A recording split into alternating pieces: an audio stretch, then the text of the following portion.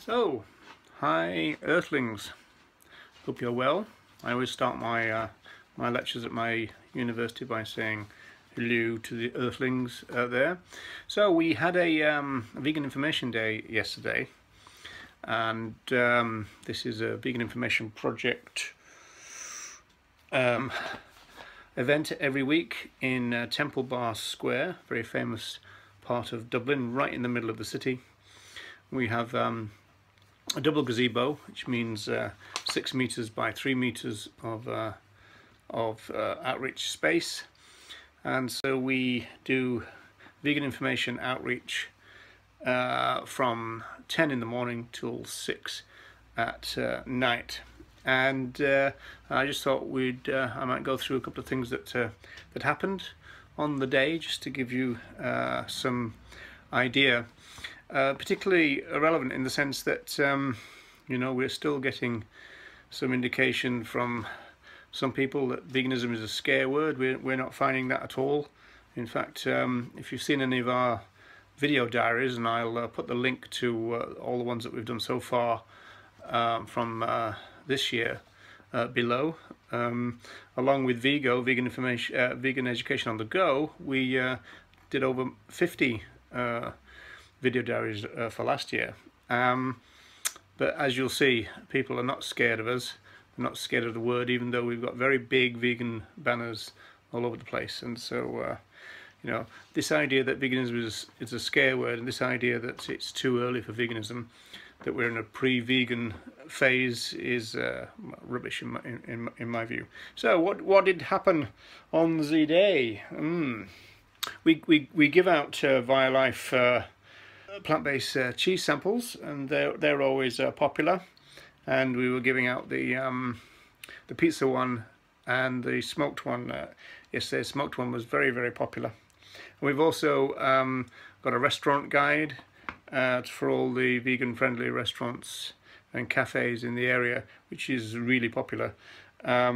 Sometimes people just get off the plane, and one of the first things they see is us, which is really quite nice, because they go, being kind of a bit worried about what we're going to do about food, and so now we're all kind of set up for our break or our holiday or whatever they're on.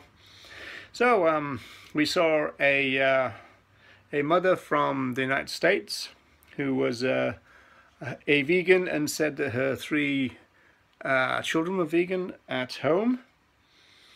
There was some vegan runners from England, I think Watford. I think they said. It was quite funny because we were sat there and we saw them coming, and one of them kind of pointed at the gazebos, and they both ran over, and they started kind of dancing around. They were really kind of pleased to see us, and they really had a good time, and bought a couple of badges and stuff. That was quite good.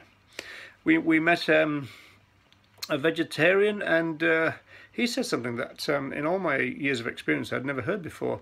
He said that he gets colostrum from his doctor, and I said, wow, that's the the most important thing that calves need, and yeah, so he said it's because it's kind of so good for the calves that they took it. And of course we do know, it's one thing that I don't actually know much about.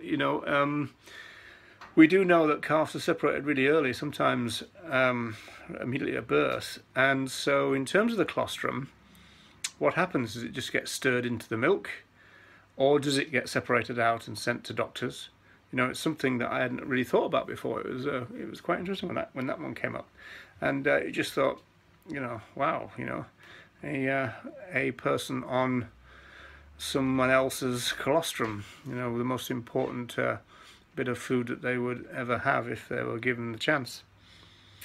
There's a film crew at the moment going on in making a film about the rise or the development of veganism in Ireland.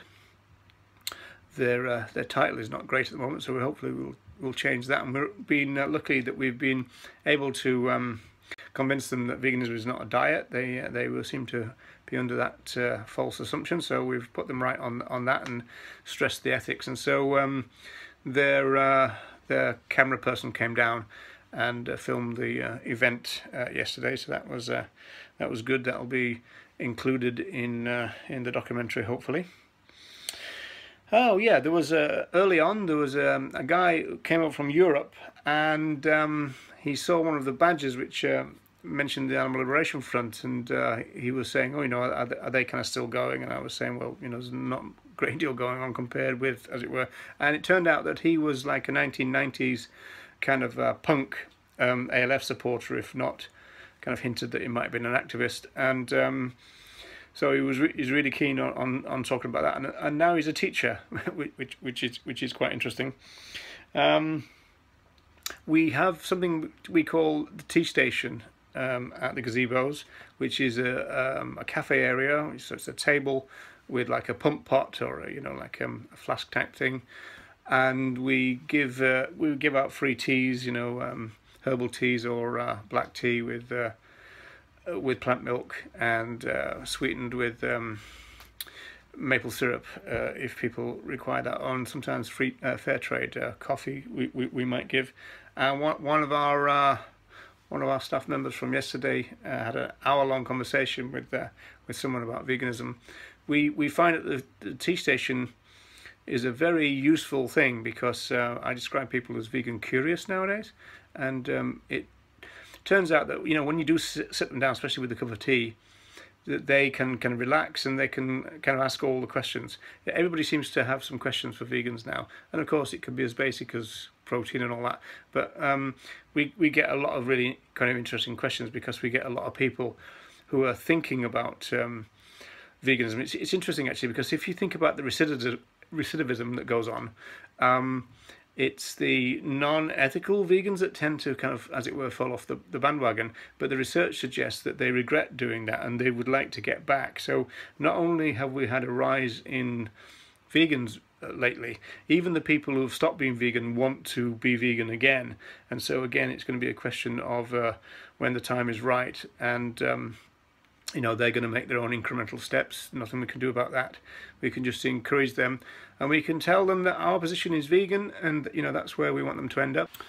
Well, a couple of weeks ago we had someone who was born on a dairy farm saying that after seeing what does happen to the calves, that he is in agreement with us. It didn't really make it clear in terms of what he was doing about it.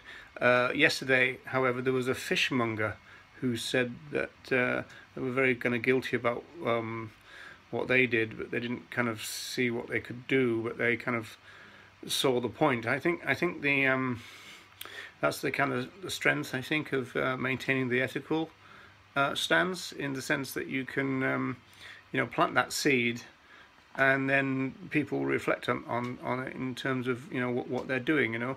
As Harold Brown says, now vegan activist and ex-farmer, there's a lot of people in animal agriculture who don't actually like what they're doing, but for all kinds of sociological reasons they might have difficulty kind of getting out of it, that kind of stuff. So I know some vegans will just say, well, it's the moral thing to do, so just do it, but it's not quite as simple as that.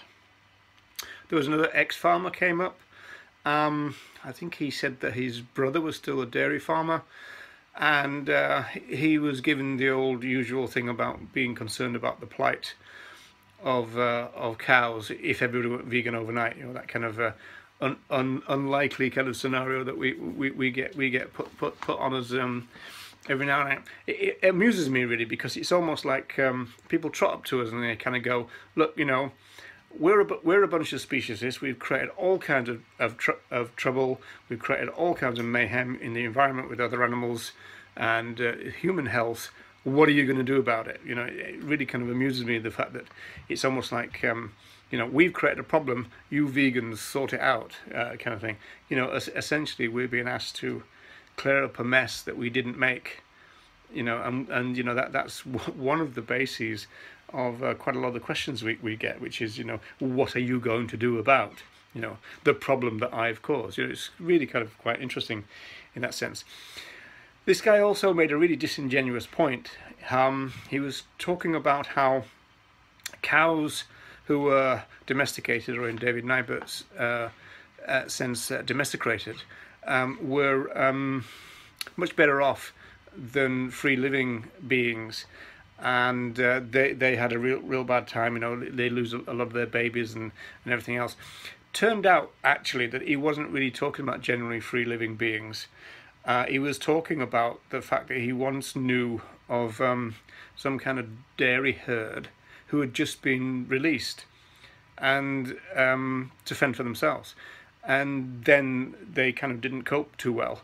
And we were saying, well, you're talking about domesticated beings there who were just like turned loose without any further care. You're not talking about free living beings. But, you know, he thought he was kind of making a really kind of valid point, and it had no merit in it at all, which was quite interesting. Interesting family came up. They loved the I Love Feminist badges.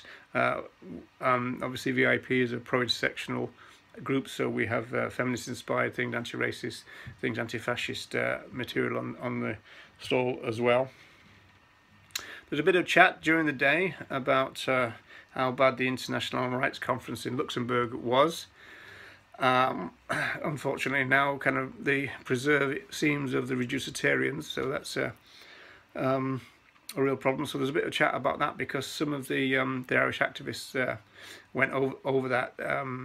Over there for this. They tend to do it every year. I went in 2012 and gave a talk there, but 2012, 2013, that's when Steve Best was doing the keynote, and now we've got reducitarians running the shop, so something weird is going on. We've got, as a movement, a vegan movement, to sort out why is it that anti-vegans are being invited to vegan events. We need to sort that one out, I think. And then a really interesting person came up and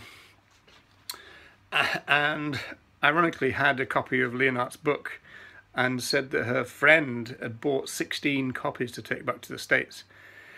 So we were able to put her right about the author on that. But what was interesting more so about that was she was involved in dog rescue in Beijing in China, and she kind of confirmed.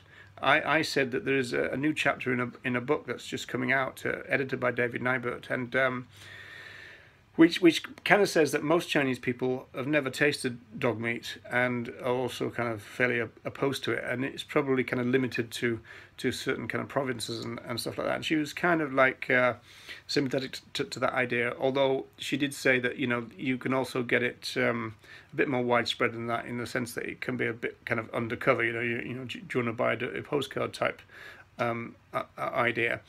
And she said that they actually found dog meat and flesh from cats in just around the corner from an animal sanctuary. So so it is there, but I think it's kind of fairly low key. What she did say is there is some problems because some Westerners arrive apparently, and they find people who are killing the dogs, and they ask them to do extra bad things to them in order to film them. Now that's interesting, because it's always been a bit of a worry to me that you get the same film and the same images being put all over social media, and that prompts all kinds of racist statements.